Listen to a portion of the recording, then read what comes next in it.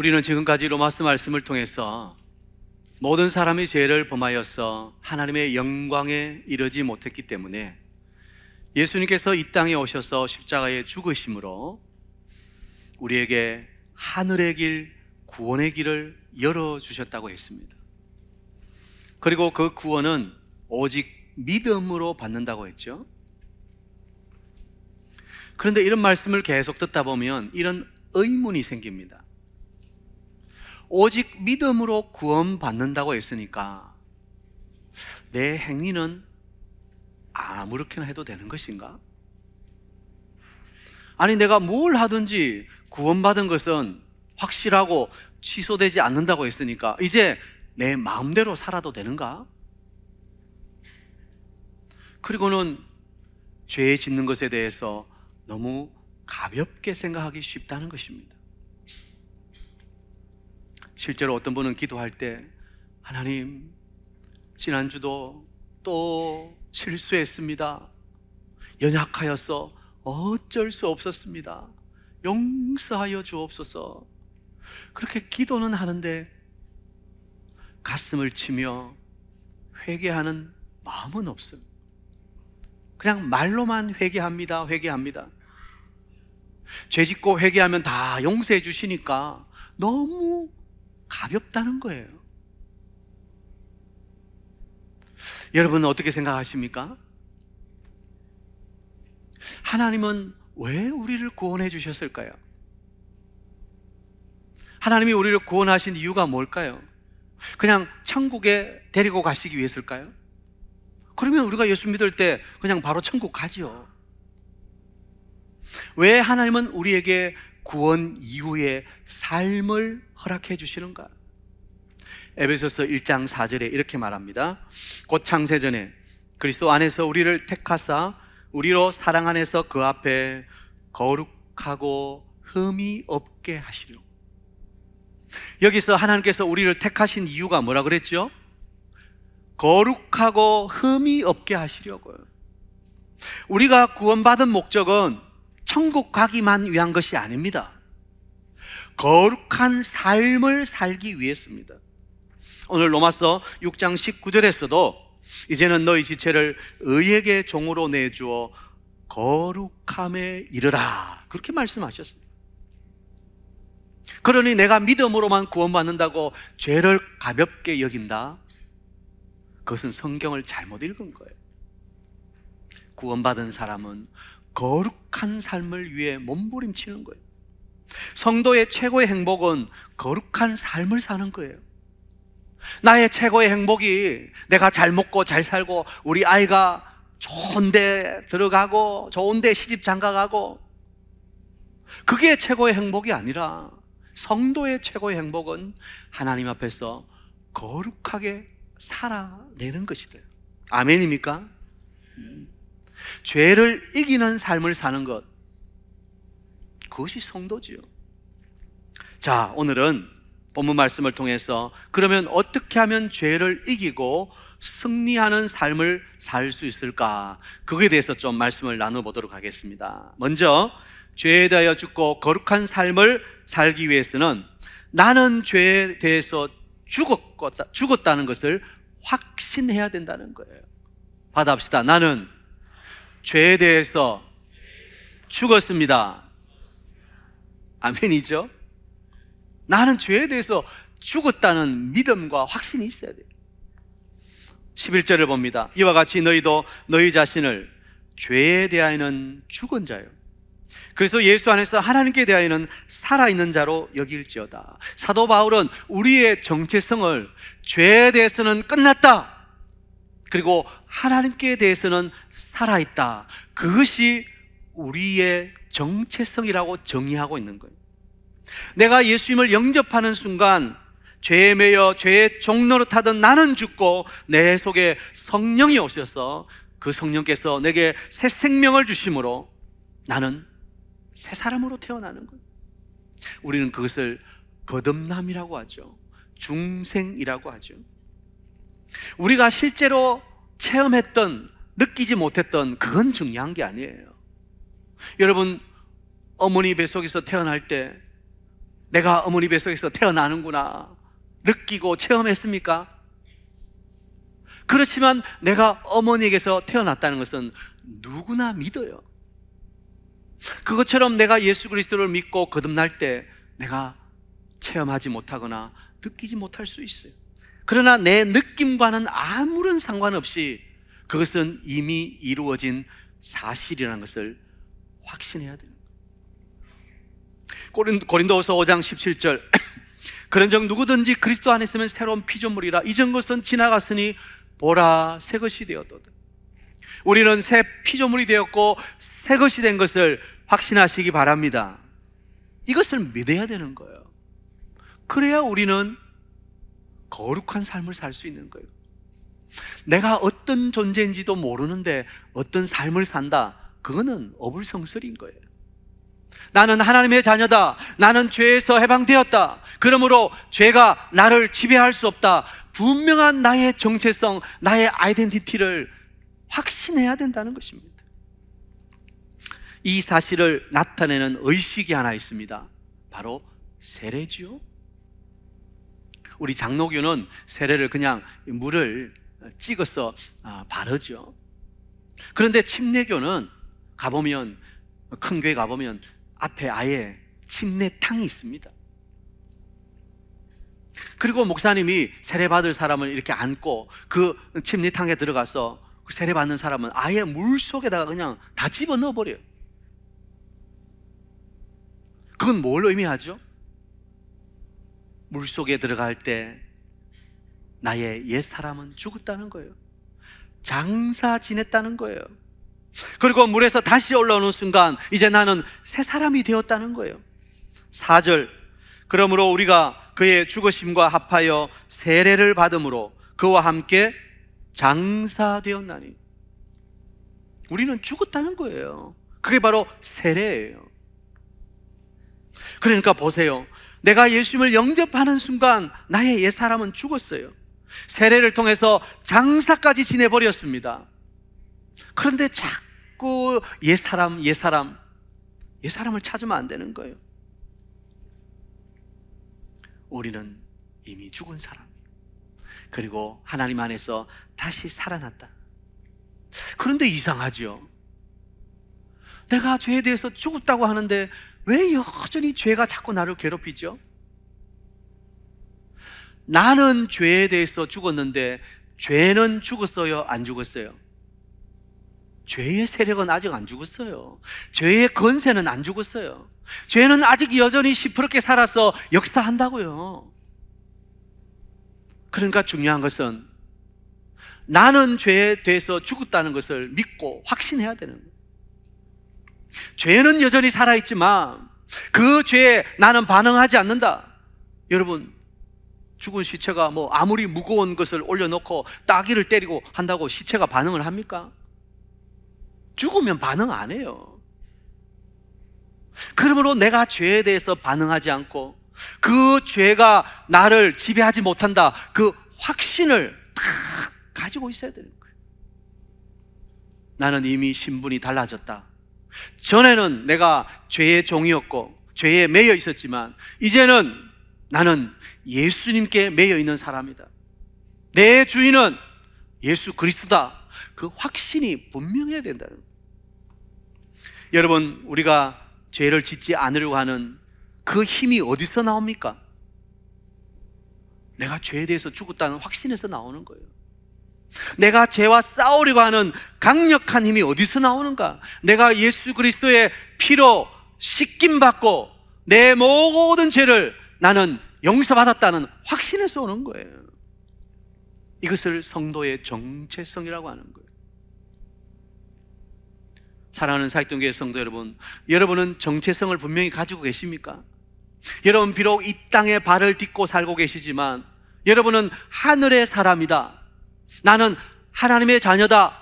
그러므로 죄가 나를 지배하고 다스리지 못한다. 내 안에는 성령이 계신다. 이 확신이 있어야 되는 거예요. 죄를 이기는 길은 십자가를 바라보는 거예요. 십자가를 바라보면 죄 지을 마음이 사라지는 거예요. 나를 위해서 그 십자가에 달려 피 흘려 돌아가신 주님을 묵상하는데 죄를 즐기고 죄 속에 거하고 싶겠어요? 그 주님이 지금 나를 보고 계시는데, 그래서 십자가를 묵상하면 그 십자가가 나를 죽이는 거예요. 십자가가 내 정욕을 죽이는 거예요.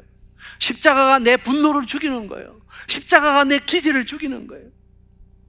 십자가를 바라보는 거예요. 우리 사이등교회 모든 성도님들은 십자가를 깊이 묵상할 수 있는 여러분 되시기를 축복합니다. 특별히 지금 사순절 기간을 보내면서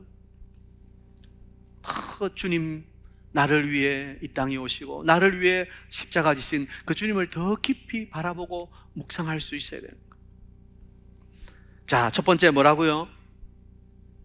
나는 죄에 대해서 죽었다는 것을 확신하는 것이다. 두 번째, 죄에 대하여 죽고 거룩한 삶을 살기 위해서는 영적인 의식화를 해야 된다. 받아합시다. 영적인 의식화. 이 의식화 이라면 조금 안 좋은 의미로 우리가 받아들일 수 있죠. 옛날에 젊은이들 막 이렇게 의식화한다 라면 안 좋은 의미인데 그런 의미가 아니에요. 11절 다시 보세요. 이와 같이 너희도 너희 자신을 죄에 대하여는 죽은 자요 그리스도 예수 안에서 하나님께 대하여는 살아있는 자로 여길지어다. 이 여길지어다, 이 말이 의식화라는 거예요. 자꾸 생각하라는 거예요. 이것은 사실이 아닌데 억지로 그렇게 생각하라는 것이 아니라 이미 이루어진 사실로 믿고 받아들이라는 거예요. 내가 예수 믿고 새 사람이 되었다. 나는 이제 영적인 사람이다. 내 안에는 성령이 계신다. 이것은 없는 일이 아니라, 거짓이 아니라, 꾸며낸 것이 아니라 사실인 거예요. 지금 여러분 속에 성령이 계시는 것을 믿으시죠? 사실을 믿는 거예요. 그러므로 이 사실을 자꾸 내 속에서 되뇌이는 거예요. 내 안에는 성령이 계신다. 성령이 나를 붙들고 계신다. 그러므로 나는 죄를 지으면 안 된다. 자꾸 의식화하는 거예요. 사실 우리가 새 사람이 되었다는 것이 무슨 가시적인 확 변화가 있는 게 아니잖아요. 왜 이마에 십자가 새겨져 있습니까? 그래서 저 사람은 구원받은 사람이고 십자가 없으면 저거는 아니구나, 그런 게 아니잖아요. 내가 예수 믿어도 가시적으로 보이는 게 없어요. 다 똑같아요. 그러다 보니까 자꾸 우리 속에 이거 내가 구원받은 게 맞나 의심이 생기고 흔들릴 때가 있다는 거예요. 그때 어떻게 해야 된다고요? 의식화해야 되는 거예요. 나는 예수 그리스도를 내 입으로 고백하고 내가 주님을 영접했으므로 나는 구원받은 사람이 확실하다. 내 안에는 성령이 계신다. 자꾸 확인 작업을 해야 되는 거예요. 새 사람으로 태어났다는 것이 실감이 안 가도 그렇게 여기라는 거예요. 오늘 바울은 여길지어다. 그래서 생각 자꾸 하라는 거예요. 결혼한 남자가 아내하고 길을 가면서 길에 예쁜 여자가 지나가니까 고개가 이렇게 돌아가며 되나요? 나는 결혼했다. 그러므로 내가 바라보고 내가 사랑해야 할 사람은 오직 한 사람뿐이다. 그렇게 마음을 먹고 다짐하고 또 선포하고 우물쭈물하면 안 되는 거예요. 그러면 옆에 아내한테 그냥 꼴밥 맞는 거예요. 여러분, 우리가 예수님과 혼인한 관계 아닙니까? 주님이 우리의 신랑 되시고 우리가 신부 된다고 하지 않았습니까? 그럼 나는 주님만을 바라보고 거룩하게 살아가야 될 신부다, 이것을 자꾸 되뇌이고 생각하고 의식화를 해야지. 막 이래도 좋고 저래도 좋고 세상 속에 먹고 놀고 마시고 그럼 되겠습니까? 안 되는 거예요. 나는 예수의 거룩한 신부다. 죄가 다가오면 야, 네 시대는 끝났어. 더 이상 네가 나를 주관하지 못해. 꺼져! 하고 외쳐야지. 그래 어서 온나 이러면서. 그러면 안 되는 거예요.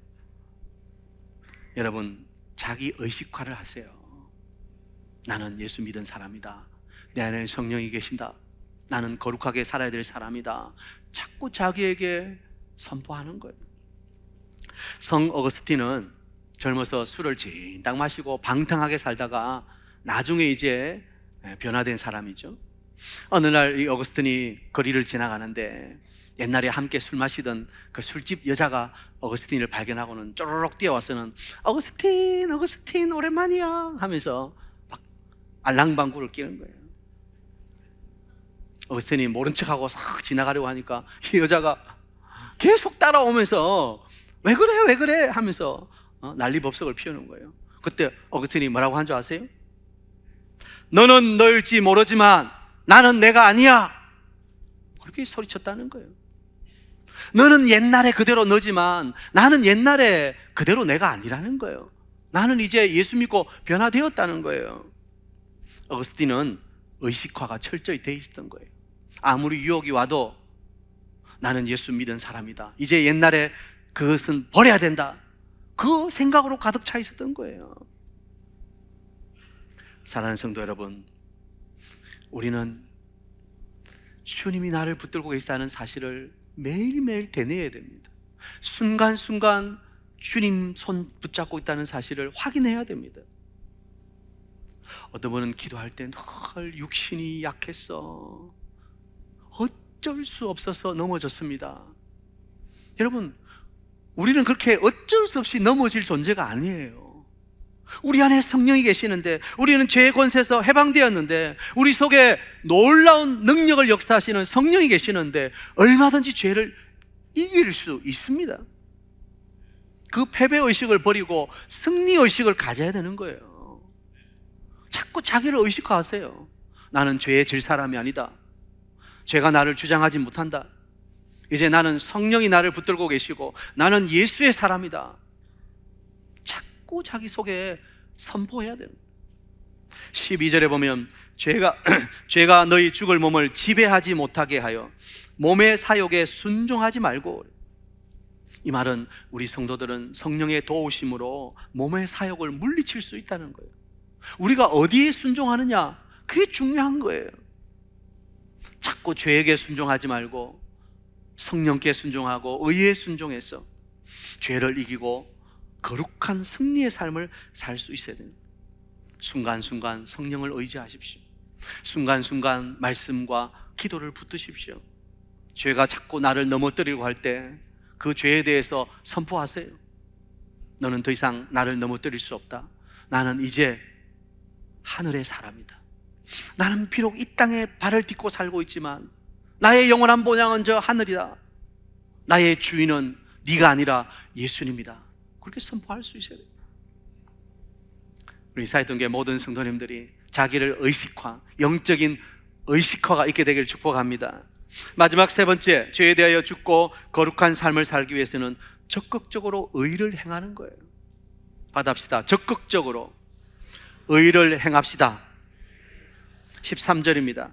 또한 너희 지체를 불의의 무기로 죄에게 내주지 말고 오직 너희 자신을 죽은 자 가운데서 다시 살아난 자 같이 하나님께 드리며 너희 지체를 의의 무기로 하나님께 드리라.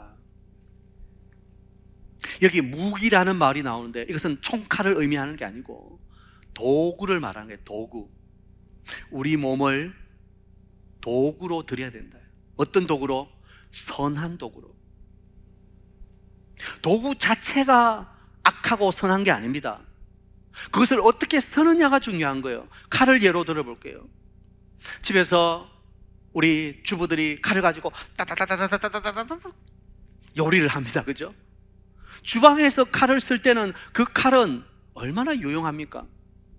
가족들의 맛있는 반찬을 만들기 위해, 식사를 만들기 위해서 그 칼이 사용되고 있는 거예요. 그런데 그 칼이 강도의 손에 들려졌다. 그런데 그 칼은 악의 도구로 사용되는 거예요.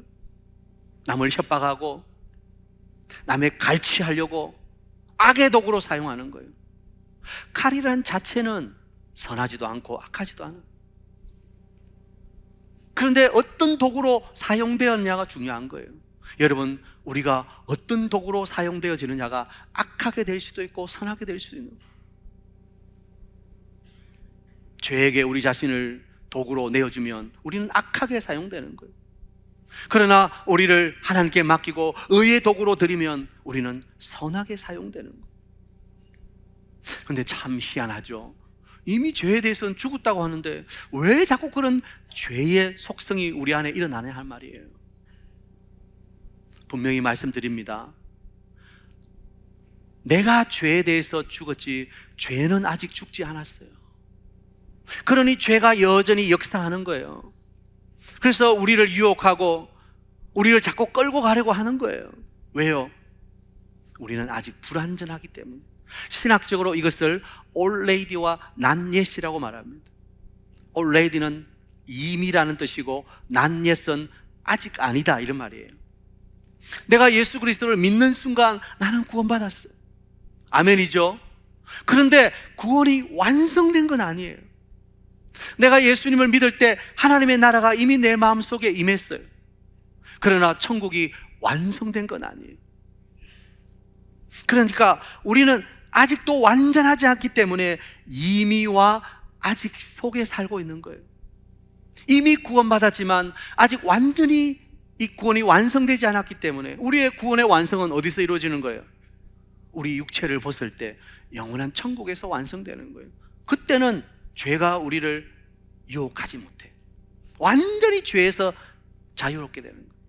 그러나 우리가 이 땅에 있는 동안, 육신을 입고 있는 동안은 여전히 내가 예수 그리스도를 영접했더라도 아직 완성되지 않았기 때문에 내 육체는 계속해서 죄의 유혹 속에 노출되고 죄가 우리를 자꾸 지배하려고 발버둥을 치는 거예요.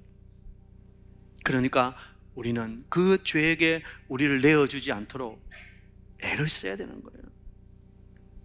자, 오늘 말씀 보면 우리의 지체를 의의 무기로 드리라. 쉬운 성경은 이렇게 번역합니다. 또한 여러분의 몸을 불의를 행하는 도구로 죄에게 내어주지 말고 죽은 자들 가운데서 살아난 자들답게 여러분의 몸을 의를 행하는 도구로 여러분 자신을 하나님께 드리십시오. 우리의 몸을 의의 도구로 하나님께 드리라는 거예요. 선한 도구로 사용하라는 거예요. 적극적으로 의를 행하라는 거예요. 가끔 보면 심한 우울증과 공황장애 같은 걸, 정신적인 병을 앓고 있는 사람들이 자기만의 성을 딱 쌓고 집 안에서 이렇게 딱 있는 사람들이 많잖아요. 그런데 그것을 확 벗어버리고 밖으로 나와서는 적극적으로 봉사활동을 하는 사람이 있습니다. 그런데 그런 사람들은 공통적으로요, 그 정신적인 질병을 치료하는 거예요. 그리고 자기의 삶의 의미를 찾았다고 고백하는 거예요. 그거면 그거. 우리가 죄에 대해서 자꾸 소극적으로 내가 어떻게 하면 죄를 안 지을까 기도하고 엎드렸어. 주여 도와주세요. 교회 와서 맨날 엎드렸어. 밖에 나가면 죄가 나를 덮치니까 안 돼. 맨날 교회 가야 돼. 그런 소극적인 삶이 아니라 더 적극적으로 내가 어떻게 행해야 전도하고 영혼을 살리고 하나님이 기뻐하시는 일을 행할까? 적극적인 자세가 필요하다는 거예요. 그래서 우리 교회 보면 열심히 찬양대를 합니다. 교사로 봉사합니다. 주차 봉사로, 식당 봉사로, 또 안내로, 새가족부에서 다양하게 열심히 때로는 보이지 않는 곳에서 이름 없이 봉사하는 사람들이 많은 거예요. 기도의 자리에 나오고 전도의 자리에 나오고 적극적으로 의를 행하는 거예요. 그러면 죄가 틈타지 못하는 거예요. 죄에게 기회를 안 주는 거예요. 내가 적극적으로 의를 행할 때 죄가 아이고 이거 뭐 틈이 없네 이거 그러면서 도망가는 거예요. 야고보 4장 7절에 뭐라 그랬어요? 마귀를 대적하라. 그러면 우리를 피한다는 거예요. 여러분, 우리가 대적할 때 그래야 하면 우리를 피해가는 이 영적인 원리를 아셔야 돼요. 그래서 소극적으로 어떻게 하면 죄 안 지을까 발 동동 구르면서 불안에 떨지 마시고 적극적으로 교회 나와서 헌신하고 봉사하고 섬기고 또 여러분의 삶의 자리에서 헌신하는 거예요. 왜냐하면 우리의 드림은 교회 안에서만 이루어지는 것이 아니라 우리의 모든 삶에서 이루어지는 거예요. 그래서 로마서 12장에 뭐라 그랬어요? 너희 몸을 하나님이 기뻐하시는 거룩한 산 제물로 드리라. 이는 너희의 드릴 영적 예배니라. 우리의 삶을 통해서 하나님께 헌신하고 드릴 때 그게 진짜 예배가 되는 거예요. 요 교회 안에 앉아서 드리는 예배뿐만 아니라 우리의 삶의 자리에서 드리는 영적 예배가 회복이 되어야 되는 거예요. 그게 바로 적극적으로 의를 행하고 내 삶을 의의 도구로 하나님께 헌신하는 걸 말하는 거예요. 사랑하는 성도 여러분, 하나님을 위해서 열심히 여러분 자신을 바치는 삶을 살면 죄는 저절로 물러갑니다. 저절로 물러가요. 그러니까 더 적극적으로 선을 행하고 의를 행하기 위해 노력하십시오. 죄를 이기는 방법이에요. 이게 바로 죄와 정면적으로 싸우는 거예요. 그래, 한번 해보자. 한번 붙어보자. 누가 이기나 해보자. 나는 더 주님을 위해서 열심히 살아갈 거야. 그렇게 하는 거예요. 그러면 죄가 의심도 하지 못해요. 사랑하는 사이동계 성도 여러분, 여러분의 삶에 더 적극적으로 살아가십시오. 여러분의 삶을 치열하게, 죄에게 틈을 주지 말고 하나님이 기뻐하시는 헌신의 삶을 위해서 더욱 노력하십시오. 그러면 여러분이 더 놀라운 은혜에 충만한 삶을 살게 될 것입니다. 자, 이제 말씀을 마무리하겠습니다. 우리가 죄를 이기고 거룩하게 승리의 삶을 살아갈 수 있는 이유가 뭔가요? 그건 우리가 은혜 아래에 있기 때문에. 14절, 죄가 너희를 주장하지 못하리니 이는 너희가 법 아래에 있지 아니하고 은혜 아래에 있음이라. 성도는 죄 아래에 있는 사람들이 아닙니다. 은혜 아래에 있는 사람들입니다. 성령의 강력한 은혜가 여러분을 덮고 있습니다. 그러므로 성령을 의지하고 성령을 사모하고 성령을 붙들고 말씀과 기도로 죄를 이기고 승리하는 삶을 사는 여러분 되시기를 축복합니다. 하나님은 여러분을 새롭게 하기를 원하십니다. 하나님은 여러분이 승리하는 삶을 살기를 원하시는 거예요. 그러려면 죄의 문제를 해결해야 됩니다. 여러분 안에 있는 죄의 껍데기를 죽이십시오. 여러분의 죄를 십자가에 못 박아 버리십시오. 그리고 더 적극적으로 하나님의 영광을 위해서 귀하게 쓰임받는 우리 사이동교회 모든 성도님들 다 되시기를 주의 이름으로 축복합니다.